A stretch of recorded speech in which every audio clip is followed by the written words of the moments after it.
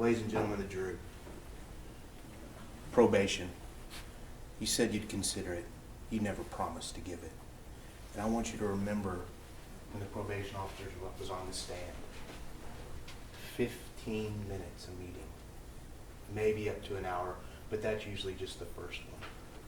15 minutes a meeting once a month. 3 hours a year. That's what that comes to.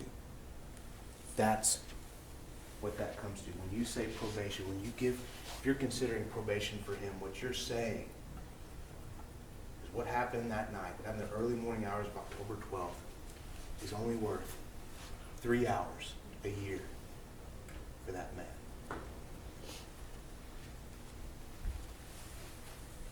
Probation's not appropriate, and you know it. So let's talk about what is appropriate. Let's talk about what the defense attorney said. He's punished himself enough already. You can consider what he told you from this witness stand. When he took the stand a week ago today, that morning, did that seem like a man who had punished himself? Or a man that had given himself an excuse for his conduct? And the defense attorney told you this is an isolated incident. You know why it's an isolated incident? Because other officers don't act this way. Other officers don't make the same decisions that he made. That's why this is an isolated incident. It's because of him. It's because of who he is. He had a good family. He had a good education. He had a good support system. So why is he here? He's here because of who he is. I want you to watch that body cam video again. I want you to look at every decision that he made that night. I want you to look at every time he had the opportunity to save Atatiana's life, he made the wrong decision. And then I want you to look at that in the context of what Dr. Clayton said last week. Because it should all be clicking in your head now. That's who he really is. He's manipulative. The overconfidence, the narcissism. Ideas of grandiosity that he can do anything. He flaunts the rules. He runs in, just like I told you. Now when you hear that, the hard charger, the gung-ho, that's who he is. Because those are decisions he made that night. It didn't just that when that split second when he pulled the trigger. Every step he made towards that backyard was who he is. And his personality traits and what he can't change. So that's why we're here. It's because of him is why you're sitting in these chairs. You're judging him for what he did. You're holding him accountable for the choices he made.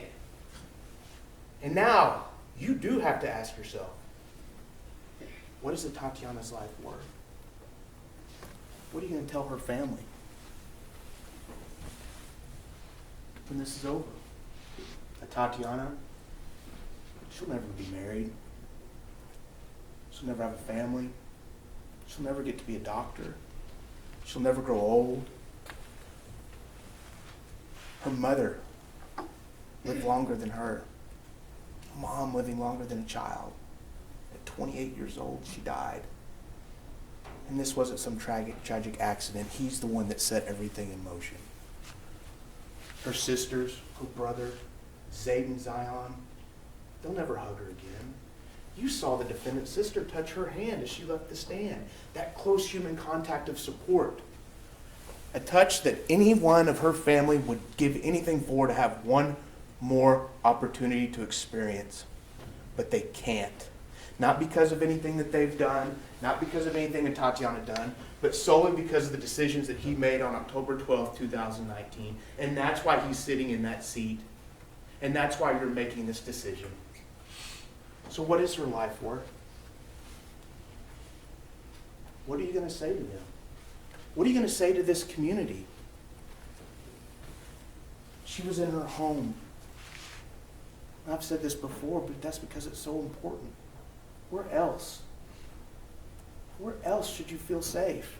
Not in your own home. She didn't ask for this. Her family didn't ask for this. It was him.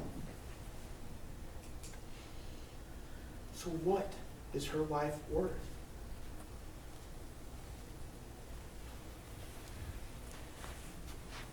We've talked about who the defendant really is. We've talked about Dr. Clayton. And we've talked about Atatiana.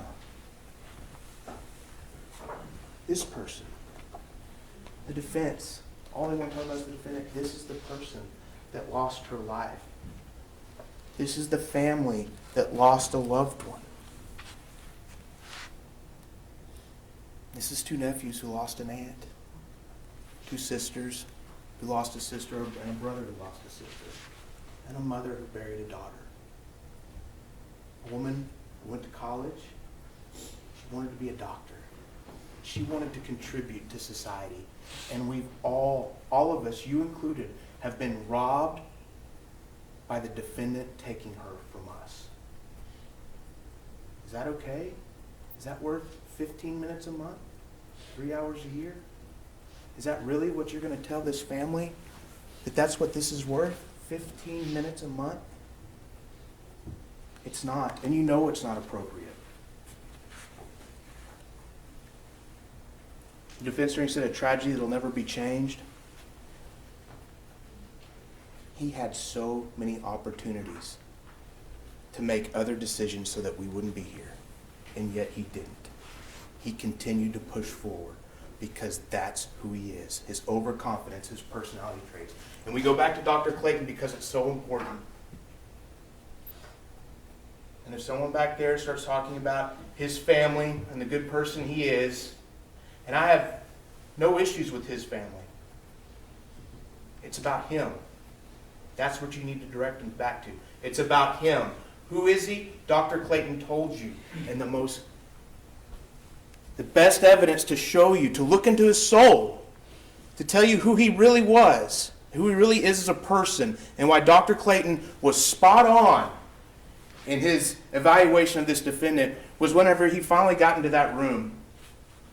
And take this back and watch it again. Finally got back into that room, and Atatiana was taking her last breaths on the floor in front of her nephew, gasping for air, struggling to live, and he stood over her, lorded over her, providing no aid, not attempting to do anything, only looking for that gun to give himself yet another excuse for his behavior. You have 10 minutes, Mr. Smith. That's his heart. That's who he is. And she deserved better. She deserved better from that defendant. And she deserves a sentence from you. Don't just stand there and watch this happen. Take action. Atatiana deserves it. Give him the maximum. That's what her life is worth. Give him the 20 years. Thank you.